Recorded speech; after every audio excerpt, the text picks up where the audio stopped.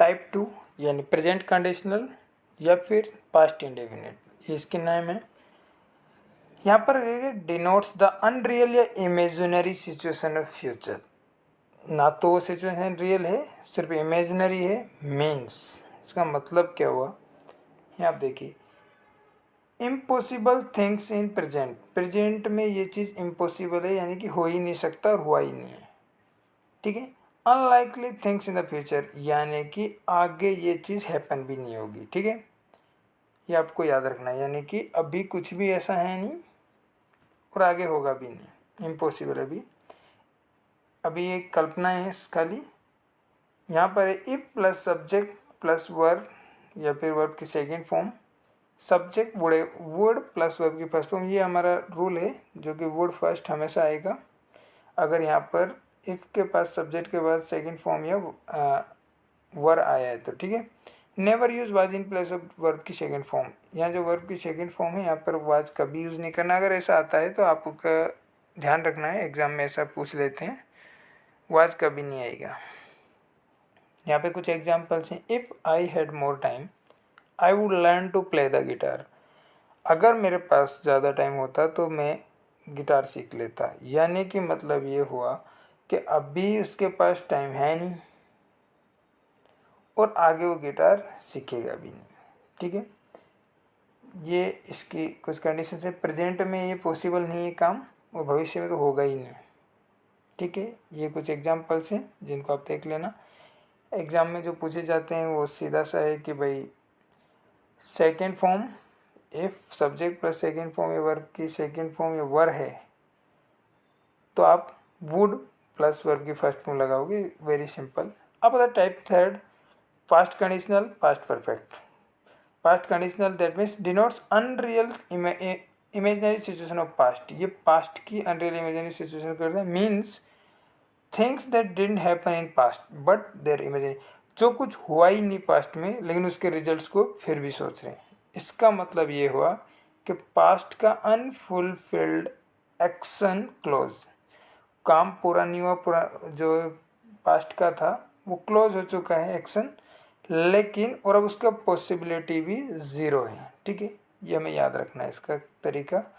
भाई कैसे हमें टाइप 3 याद रखना है कि पास्ट में कोई काम पूरा ही नहीं हुआ और अब वो ख़त्म भी हो चुका है वो काम, लेकिन और अभी पॉसिबल भी नहीं है, ठीक है। उसके इमेजिनरी रिजल्ट की बात कर रहे हैं बस। If plus subject plus head third, were subject would have third, very easy.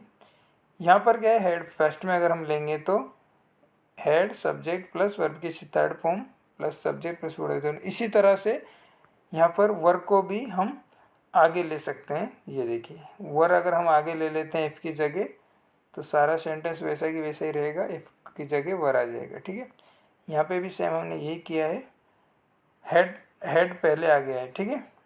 ये पास्ट की बात है तो ये बड़ा इजी है, इसको आप यहाँ एग्जाम्पल्स के थ्रू देख सकते हैं। If it had rained you would have gotten wet, अगर बारिश हुई होती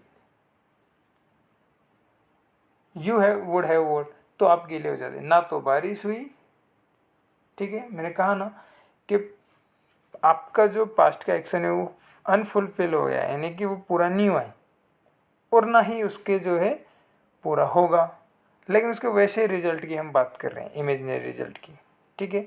कि आप गीले हो जाते, हुआ तो नहीं, ना ही बारिश हुई ना गीले हुए, ठीक है, पास्ट में। ये कुछ एग्जांपल्स हैं, लेकिन यहाँ देखिए आप, यहाँ थोड़ा सा देखिए, इफ़ यू, जहाँ पर ये कॉमा लगाए लेकिन इफ़ जैसे बीच में आएगा कॉमा हम हटा देंगे। But for your help, but for का मतलब होता है if you have had not helped, अगर आपने मदद नहीं की होती, इसका मतलब ये है। इसका जो बट फॉर की जगह हम क्या पढ़ना है, if you have had not helped, ठीक है, ये इसका अल्टरनेटिव है। सम इम्पोर्टेंट पॉइंट्स हैं यहाँ पर। पॉइंट फर्स्ट है, कुछ हमारे पास ये वर्ड है, देखो, इफ़, एज इफ, एज दो, ठीक है, आई या वी विश, इफ ओनली, इनके साथ वर्ब की फर्स्ट सेकंड फॉर्म आएगी हमेशा, और ये जो है इसके साथ हमेशा वर आएगा, ठीक है, आई विश या if only. Second conditional also denotes unreal imaginary situation of present, ये आपको याद रखना है। सेकेंड जो कंडीशनल है वो प्रेजेंट की अनरियल इमेजिनरी सिचुएशन को बताता है, जैसे कि एज इफ के बाद अगर हम लगा देते हैं second form, he talks as if he knew everything about the earth, जैसे वो पृथ्वी के बारे में सब कुछ जानता हो। ठीक है, ये हमारा हो गया जब हम सेकेंड फॉर्म या वर्ब यूज़ करें। एक आता है हमारा जब हम इन सब के बाद हेड प्लस वर्ब की थर्ड फॉर्म यूज़ करें, तब ये क्या डिनोट करेगा, unreal imaginary situation of past. Second हमने यूज़ करी तो क्या क्या डिनोट किया उसने, इमेजिनरी सिचुएशन ऑफ प्रेजेंट। लेकिन अगर इन सेकेंड फॉर्म या वर्ब की जगह हम कर लेते हैं यहाँ पे यूज़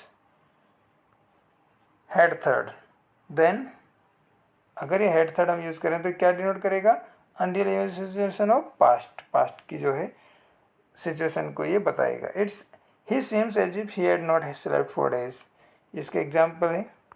उसके अलावा अगर हम यूज़ करते हैं इसके बाद प्रेजेंट या फ्यूचर पार्टिसिपल, दैट मीन्स, तो हम इसका मतलब ये क्या डिनोट करेगा, reality. He looks as if, वो ऐसा दिखता है as if he knows the answer, जैसे उसको आंसर पता हो, इसका मतलब उसे आंसर पता है।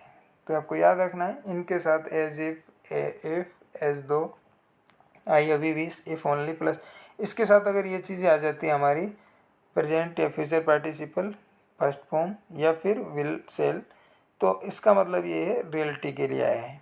ठीक है, आपको ये याद रखना है। पॉइंट 4, बट फॉर का मतलब होता है विदाउट, मैंने आपको बताया था, इसको ऐसे आपको याद रखना है। Always use in third conditional, तो ये क्या है, थर्ड कंडीशनल में यूज़ होता है हमेशा बट फॉर। इसके अलावा किसी भी अगर कंडीशनल में बट फॉर यूज़ होगा तो गलत है। आपको बट फॉर आते ही आपको क्या लगाना है, वुड हैव थर्ड, जो कि थर्ड कंडीशनल बोलते हैं इसको। But for is help the patient died, तो देखो वुड हैव, ये हेल्प नहीं, यहाँ डाइड है। ठीक है, डाइड। ठीक है, ये हमारे बहुत इजीली या फिर बहुत समराइज वे में मैंने आपको ये कंप्लीट करा है। आई थिंक आपको आगे कोई दिक्कत आएगी नहीं, फिर भी कोई इश्यू आता है तो आप कमेंट कर सकते हैं। Thanks for watching and wait for the next video.